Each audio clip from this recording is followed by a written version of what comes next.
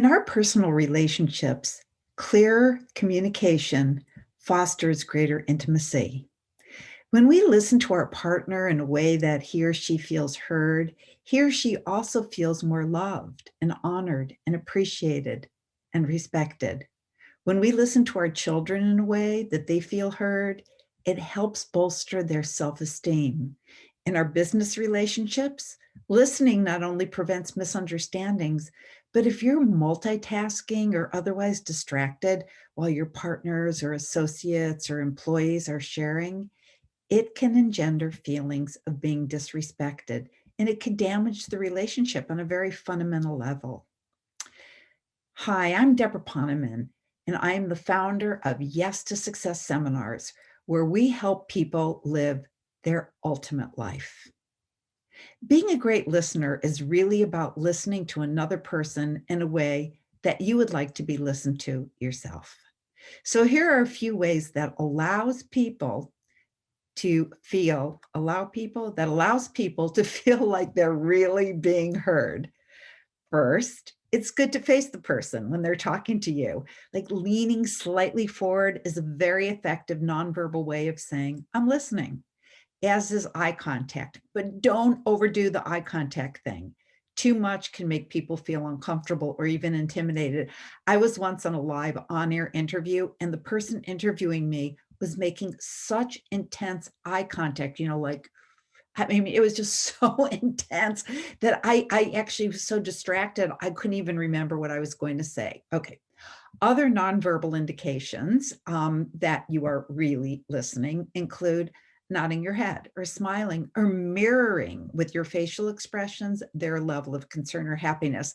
In other words, if you're sharing something that you're all excited about and animated, a neutral expression on the listener's face is not the mirror that makes you feel like you're being heard.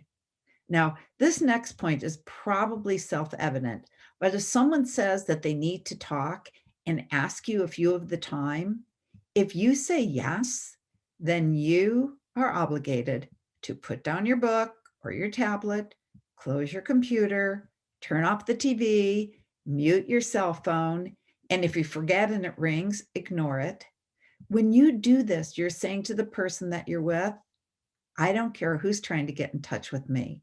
They'll have to wait because you are the most important person in the world to me right now.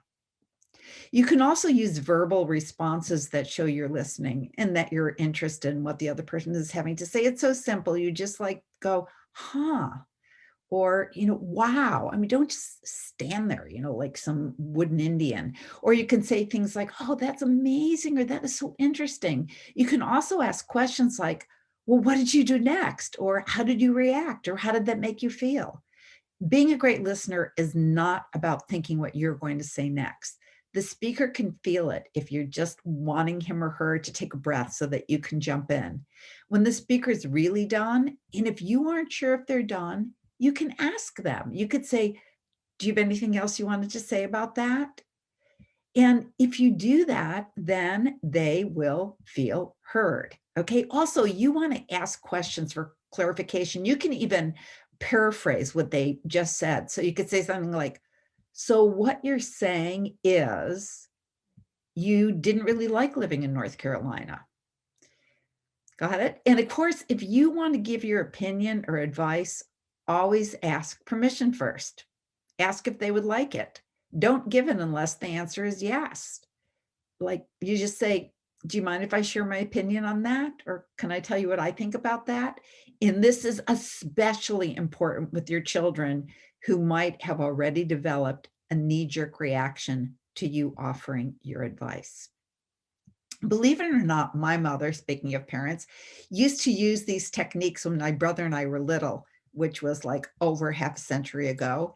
She learned them in her child guidance class that she used to go to with my Aunt Flo and my Aunt Lila. And I remember like it was yesterday when I would come downstairs to talk to her while she was watching TV as she was ironing.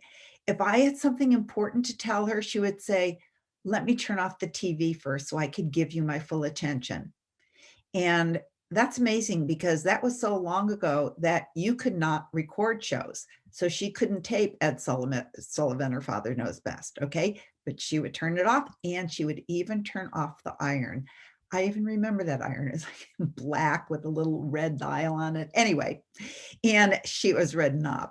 Um, and she would actually physically come down to my eye level, or we'd sit down on the couch and she would listen completely, repeating what I said for verification and with an appropriate expression on her face.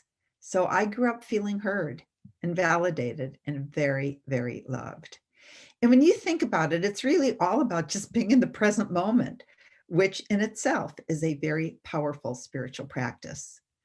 So try this, what they call active listening, with the people who you love and with whom you would like to have a closer and more fulfilling relationship, or with anyone, because everyone deserves our full attention simply because they are a human being.